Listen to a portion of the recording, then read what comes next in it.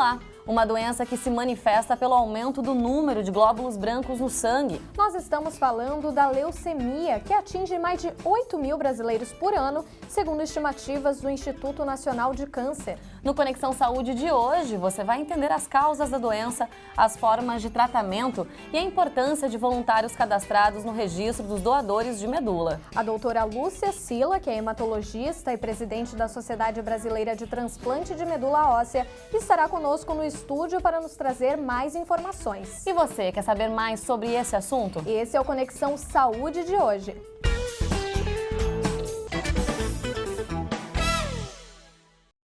Como nós comentamos, a leucemia atinge um grande número de brasileiros anualmente. Mas você sabe quais são as características dessa doença? A nossa equipe saiu às ruas de São Leopoldo justamente com essa questão. Confira. Olá, pessoal! Hoje eu vim para as ruas para saber se as pessoas sabem o que é a leucemia. O senhor sabe o que é a leucemia? Não. Então, eu sei que é uma doença no sangue, né, até onde eu sei. É um tipo de câncer, talvez, no sangue. E os sintomas eu desconheço. O senhor sabe o que é a leucemia? Não, não sei. Sim, a leucemia é o câncer no sangue, né?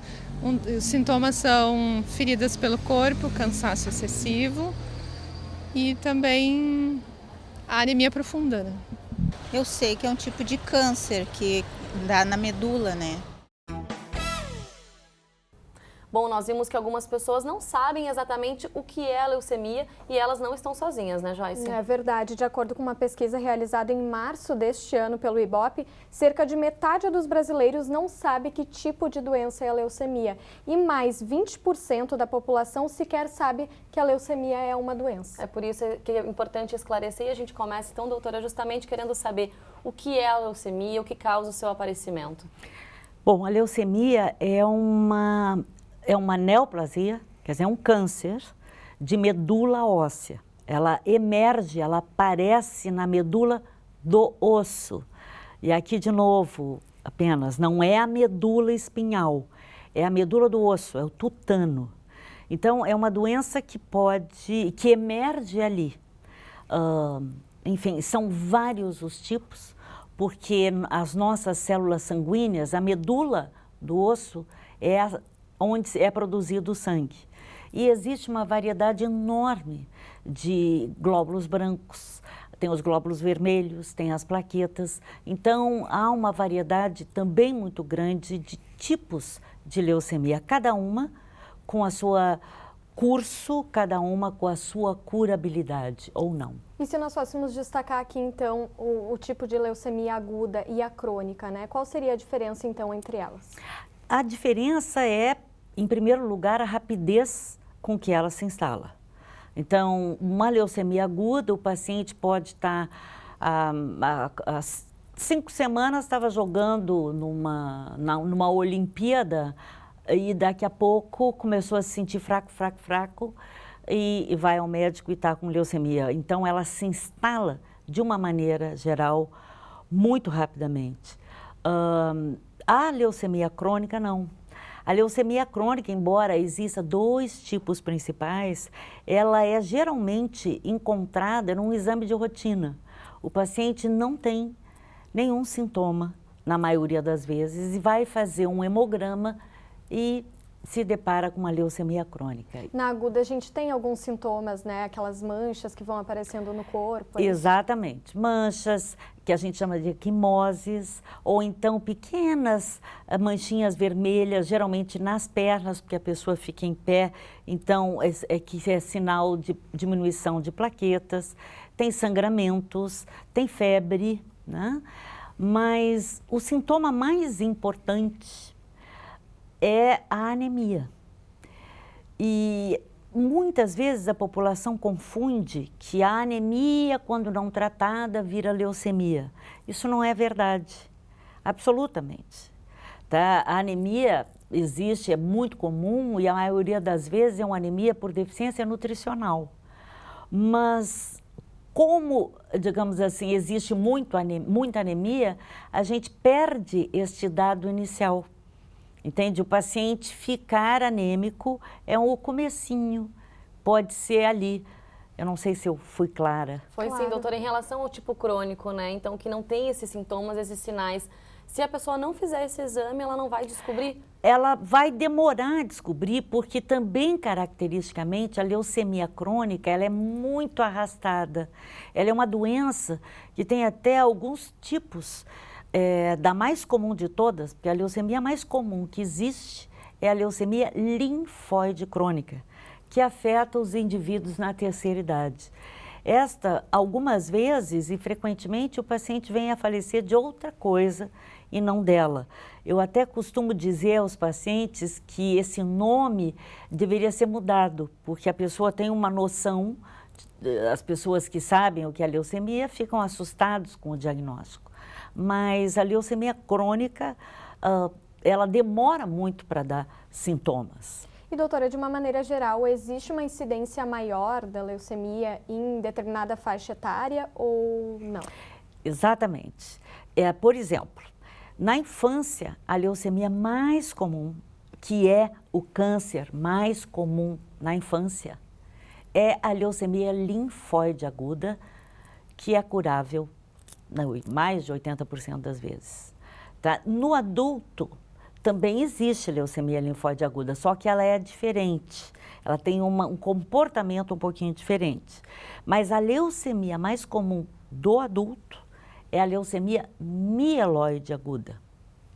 Tá? Isso das leucemias agudas. Tá? As leucemias crônicas são muito raras na infância.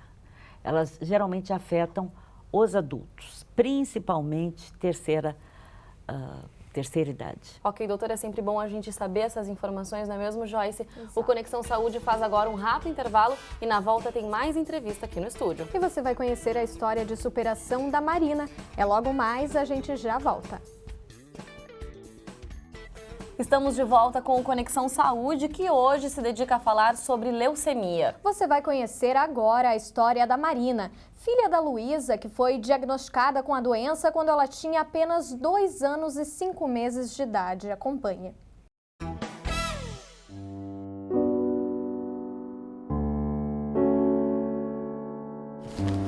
Lembra que tu ganhou um monte de chocolate que não podia comer?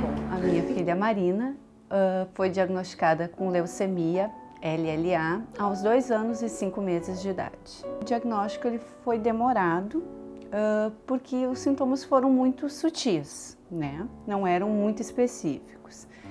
Ela começou com viroses, muitas viroses, então durante 3 meses a gente tratava uma virose atrás da outra. Só que aí foi piorando, ela foi ficando anêmica e a gente achava sempre, como acompanhamento dos médicos, que era em função das viroses, né? A defesa subia, caía e até que o diagnóstico veio e aí já estava realmente assim muito forte e ela já começou o tratamento assim imediatamente. Pra gente foi um choque, até porque ela internou. A gente sabia que era uma coisa grave, mas a gente não tinha noção do que era, né? Ela não entendia muito, né? Ela aceitou numa boa, ela conseguia levar aquilo até numa certa brincadeira, mas pra gente, quando veio o diagnóstico, foi assim como se o mundo acabasse. Durante 1 ano ela se tratou no hospital, né? Tratamento hospitalar e meio ano em casa. Nesse 1 ano ela fez a primeira parte do protocolo, que seriam 6 meses, só que com várias paradas, em função de infecções, de intercorrências durante o tratamento. E quando terminou o protocolo, que ela ia entrar em manutenção, ela fez a biópsia e apontou o retorno da doença. Então a gente começou todo o tratamento de novo, passando de um risco baixo que ela era, para um risco mais elevado e sendo encaminhada para o transplante de medula. E aí fez uma nova biópsia e, vamos dizer assim, eu considero como um milagre.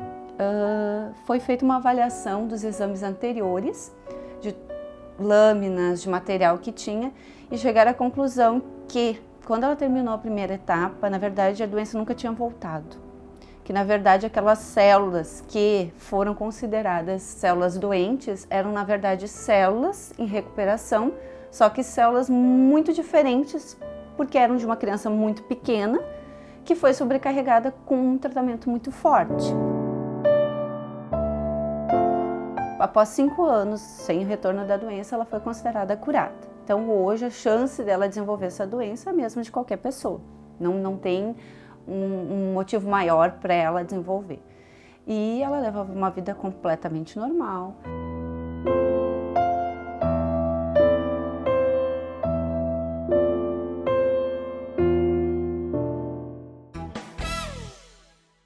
Obrigada, Luísa, por dividir a história da Marina com a gente. A gente volta aqui para o estúdio com a doutora, então, para saber, doutora, a leucemia em criança, necessariamente ela precisa que seja feito o transplante de medula óssea? Não, não. E isso é muito importante. A leucemia linfóide aguda na infância, ela é curável. Então, não se faz o transplante, na grande maioria das vezes, e quando eu falo em 80%, mais de 80% de curabilidade, é sem o transplante de medula óssea. Ele é um procedimento muito complexo e desnecessário, porque as crianças têm facilidade de se curar. Bom, doutora, e quando o tratamento ele precisa ser começado o mais rápido possível, né, em função dos riscos, qual é a primeira medida, então, que essa pessoa deve tomar? A primeira medida é procurar um hematologista, um local onde se trate leucemia, né, o mais rapidamente possível. Porque aumentam as chances de cura. Aumentam as chances de cura. O diagnóstico precoce, e é por isso que eu bato tanto no tratamento adequado da anemia, porque como tem muita anemia, a gente perde este momento, que é um momento super inicial, o momento ideal de fazer o diagnóstico, né? Quando os primeiros sinais e sintomas surgem, né? Tem que se tratar o mais rapidamente possível, porque ela é uma doença cujo crescimento é exponencial. A célula dá origem a outras 2, essas 2 dão origem a outras 4 e assim vai. Então tem que andar rápido, tem que iniciar rapidamente. E o tratamento ele se diferencia de acordo com cada tipo de leucemia, doutora? Por exemplo, a quimioterapia é necessária em todos os casos? É necessária em todos os casos, exceto na leucemia do adulto, na leucemia crônica. Aí é uma história diferente. A gente, às vezes, não faz quimioterapia porque a doença é tão inócua que a quimioterapia traz mais prejuízo do que benefício. Mas na criança, a gente trata sempre. Bom, doutor, e quais as orientações, então, que você deixaria para as famílias que têm algum parente, então, que possui leucemia, né? Quais seriam as dicas que você daria para essa família? Até nesse momento inicial de descoberta, né? Quer dizer, não só para a criança que está com leucemia, mas para o adulto também. Como é que a família ela tem que estar engajada como a família aí da Marina, né? Para que possa passar da melhor forma por essa doença? Na verdade, isso passa muito pela relação médico-paciente. Você tem que poder tranquilizar, ou não, mas falar a verdade, né? Conversar, explicar. Geralmente, a primeira semana é uma semana atordoada, porque todas as pessoas não conhecem, não sabem. As primeiras informações que a gente dá deixa a pessoa muito confusa, ela depois chega em casa e tem várias outras dúvidas. Então, a gente precisa ir, digamos assim, dirimindo as dúvidas e, ao mesmo tempo, tratando. Daqui a pouco, a gente consegue que todo mundo se tranquilize, sobretudo o paciente, e consegue, então, o sucesso do tratamento. Na maioria dos casos, tem a chance de cura, não é, doutora? Olha, depende do tipo, porque, assim, a leucemia linfóide na criança, sem dúvida, tá? É uma doença diferente. Tá? A leucemia mieloide na criança já é um pouquinho diferente. Ela já tem uma chance menor de cura. Ela tem uma biologia um pouco diferente. É possível curar, mas não tanto, não tão frequentemente quanto a linfóide aguda. No adulto, existe a mais prevalente é a mieloide aguda. Então, é uma leucemia que compõe 7 subtipos. E cada um desses subtipos tem um comportamento diferente, uma estratégia diferente. Existem ainda alterações cromossômicas que definem tratamentos diferentes. E é aonde a gente, na grande maioria das vezes, indica o transplante de medula óssea, dependendo de como o paciente se encontra. Tá certo, doutora. Bom, no próximo bloco nós vamos mostrar como funciona o cadastro de doadores de medula óssea. E tem também mais entrevista aqui no estúdio, nós já voltamos. Voltamos a apresentar o Conexão Saúde. No programa de hoje nós estamos falando sobre a leucemia. Quando se fala em transplante de medula óssea, hoje, um paciente inscrito no Registro Nacional de Receptores tem 88% de chances de encontrar um possível doador não aparentado compatível na fase inicial da busca. Destes, de 50% a 60% vão ter um doador compatível confirmado. A repórter Isadora Meyer foi até o Hemocentro do Estado, em Porto Alegre, para mostrar como funciona o processo para se cadastrar como doador de medula óssea. Acompanhe.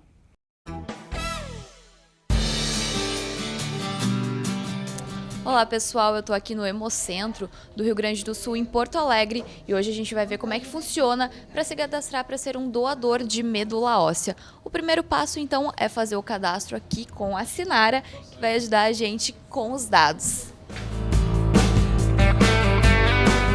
Tá certo, obrigada Sinara. Bom, agora a gente vai aguardar então para fazer a coleta da amostra de sangue.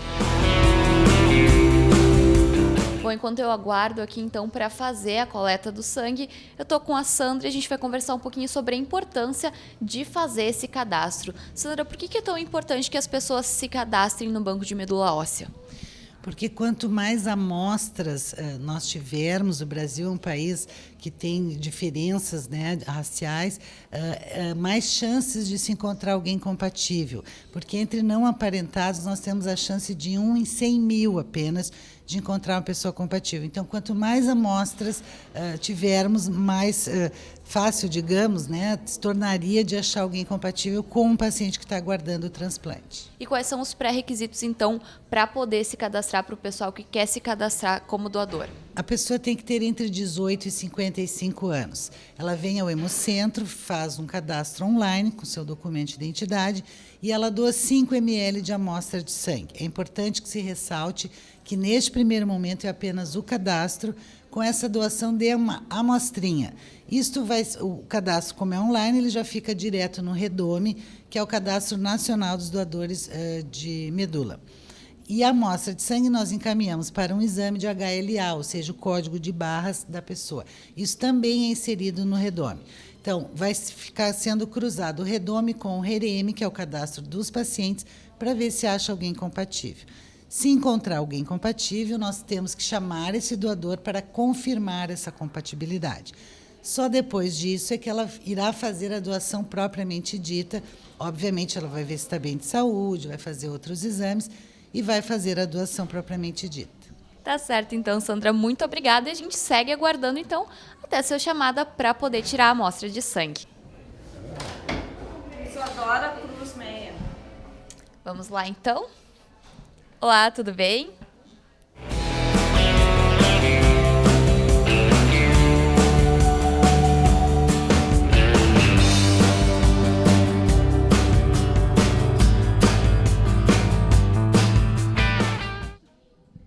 Tá certo, então foi bem rápido, bem simples, nem chegou a doer. Espero agora que eu seja compatível e possa realmente fazer a doação. E todo mundo, então, é só se dirigir a um hemocentro do seu estado e fazer o cadastro levando um documento de identidade.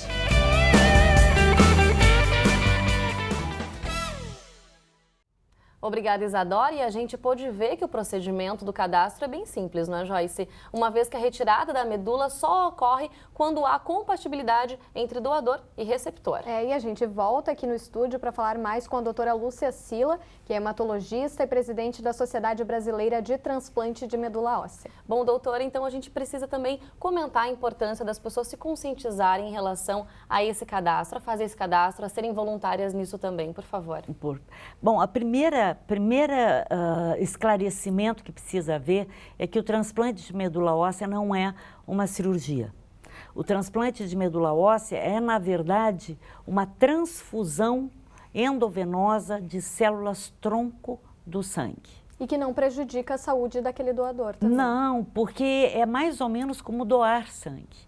Nós podemos utilizar o mesmo doador várias vezes, porque ele refaz a sua medula, assim como a medula é refeita no receptor, né? Então, esse é um ponto importante. O segundo ponto fundamental é que em português existe um problema de nomenclatura. Chama-se medula, tanto a espinhal, a medula nervosa, aquela que eu costumo dizer quando alguém sofre um traumatismo, fica paralisado, tá? Tem o mesmo nome que a medula óssea, que é outra história, que está dentro do osso e que não tem nada a ver com paralisia. Então, doar medula significa doar um líquido rico em células-tronco que está dentro do osso e que não tem nada a ver com a medula nervosa. Esse é o outro ponto muito importante. Bom, e é importante que as pessoas se cadastrem como doador de medula óssea, mas também é importante que quando elas achem alguém compatível, elas também façam realmente a doação, né? Estejam disponíveis para isso. Estejam disponíveis. Muitas vezes os números estão desatualizados, então não se consegue o contato com aquela pessoa, ou então a pessoa é contatada e desiste, então, de doar a medula, né? Isso é recorrente? Isto é, infelizmente, e por isso nós temos lutado contra as campanhas. Porque quando você, por exemplo, leva um ônibus, tem uma criança que precisa, às vezes, quando a leucemia não se cura, você então indica o transplante mesmo para a criança. E aí acontece uma comoção geral, vai toda a cidade, todo mundo faz fila, doa. E aí, quando essa criança é transplantada ou não, as pessoas esquecem que se inscreveram como doadoras, ou pretendiam só doar para aquela pessoa, então não pensaram na hora de se inscrever, tá? Não se preocupam em manter o seu cadastro atualizado, porque para elas o assunto está encerrado, e isto é muito prejudicial. Olha, não há coisa pior do que você ter um paciente e dizer a ele, olha, achamos um doador. E depois não dá certo. Aí não dá certo, porque o doador agora que vai pensar o que é, agora que vai decidir se vai doar, se é que ele for localizado. Isso é um problema muito sério. A gente tem inclusive o site, né, Joyce, para passar então para as pessoas atualizarem os dados, é só acessar então inca.gov.br/doador e manter esse cadastro então atualizado. Doutor, antes da gente encerrar o programa, é importante também a gente saber como é que está o cenário aqui no nosso estado em relação ao transplante de medula, em relação ao tratamento da leucemia. Tudo é feito pelo SUS também, doutora? Mais de 95%, na verdade, todos os transplantes são feitos pelo SUS. Não só de medula, como de coração, de pulmão, de rim, de fígado.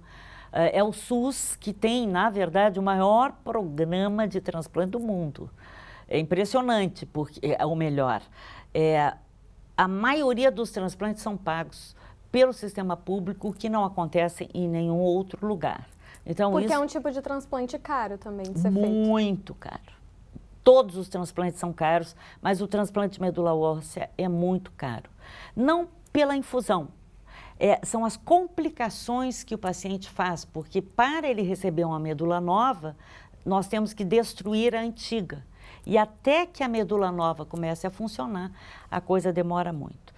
Nós, aqui no Rio Grande do Sul, temos o serviço mais ativo de transplante, que transplanta todos os tipos, que é transplante autólogo, halogênico da família ou do banco. Tá? É o Hospital de Clínicas de Porto Alegre, que faz mais ou menos 70 transplantes por ano, o que, na verdade, é insuficiente. Existe também o serviço de Santa Maria, mas que não faz o de banco de doadores. Existe também na Santa Casa de Misericórdia, aqui de Porto Alegre. Está abrindo uma nova unidade no Hospital Moinhos de Vento. Então, nós estamos notando um grande esforço em ampliar o número de leitos, mas ainda estamos muito aquém das necessidades. Então, o cenário hoje nós temos pacientes com doador e não temos leitos para transplantar. Isso é bem complicado, né, doutora? Bom, vamos torcer que esse cenário mude, que melhore cada vez mais. Doutora, muito obrigada pela sua participação, pelas informações e até a próxima. Muito obrigada. Eu é que agradeço a oportunidade de esclarecer. Obrigada. E o Conexão Saúde de hoje fica por aqui. Para conferir esta e outras edições, acesse o nosso canal youtube.com/TV Rádio Unicinos. Até o próximo programa. Tchau.